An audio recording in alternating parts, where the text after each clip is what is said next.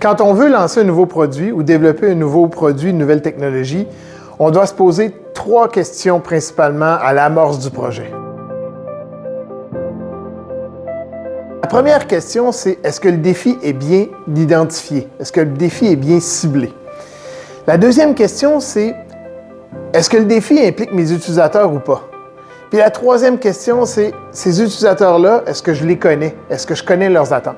Donc, pour commencer à réfléchir, puis pour amorcer notre projet, puis surtout accélérer le développement de notre technologie ou de notre produit et s'assurer qu'il y a un fit produit-marché, c'est-à-dire que j'ai un outcome pour mon produit, je vais pouvoir le vendre sur le marché, puis il y a quelqu'un qui est prêt à payer pour ma solution. Bien, ces 3 questions-là sont primordiales. La première question, est-ce que le défi est bien défini? Bien, si la réponse est oui, on peut passer à la prochaine étape. Si la réponse est non, bien, il faut prendre le temps de réfléchir avec notre équipe, identifier ou brainstormer sur le défi à relever pour ensuite commencer ou amorcer à scoper le projet. Le deuxième point, c'est est-ce que le défi implique des utilisateurs ou non?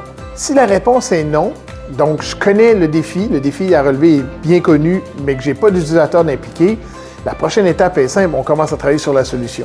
Par contre, si la réponse est oui, j'ai des utilisateurs qui sont impliqués, il faut que je connaisse leurs besoins, leurs attentes, bien là, à ce moment-là, il faut passer à la prochaine étape ou la prochaine question qui est qui sont ces utilisateurs-là, quels sont leurs rangs en termes d'influence et quelles sont leurs attentes. Surtout dans des projets complexes ou des produits ou des technologies complexes qui s'adressent à plusieurs utilisateurs différents, strates d'utilisateurs, c'est-à-dire que je peux avoir un acheteur, je peux avoir un utilisateur, une personne de maintenance, un installateur, et tout ça, c'est pas le même persona, c'est pas la même personne qui décide.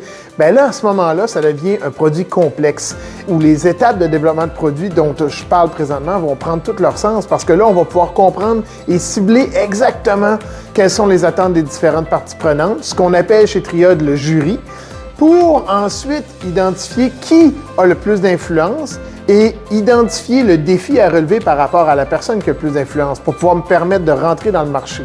Par exemple, une entreprise qui a des installateurs, qui a un produit final, qui a un produit avec un consommateur final, mais que le gros des irritants est au niveau de l'installation, bien peut-être que je vais faire un produit qui, pour l'utilisateur final, va passer à peu près inaperçu par rapport aux autres produits qui existent dans le marché. Mais pour les installateurs qui ont une grosse influence sur le choix du produit, bien là, je vais faciliter leur vie. Je vais rendre ça plus facile, plus simple à installer, plus plug and play.